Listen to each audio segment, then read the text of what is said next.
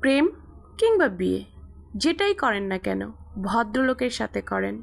তা না হলে প্রয়োজনে একা থাকবেন, টাকা কামাবেন, ঘুরবেন ফিরবেন, পরিবারকে নিয়ে সম্মানজনক জীবনযাপন করবেন। যারা কথায় কথায় মতের অমিল হলে অসম্মানজনক কথা বলে, গালি দিয়ে কথা বলে, ওটাই তাদের চরিত্র। হ্যাঁ, ওটাই তাদের চরিত্র। এই মানুষগুলো ভীষণ ভয়ানক।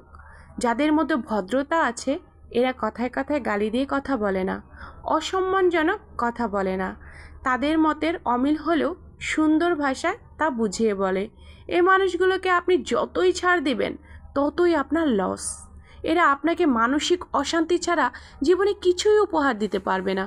সবচেয়ে বড় কথা হলো কেউ কাউকে ছাড়া মরে যায় না, সবাই ঠিকই বাঁচে, অনেক সুন্দরভাবে বাঁচে। আপনাকে ছাড়া তার জীবন আলোকিত করে বাঁচে।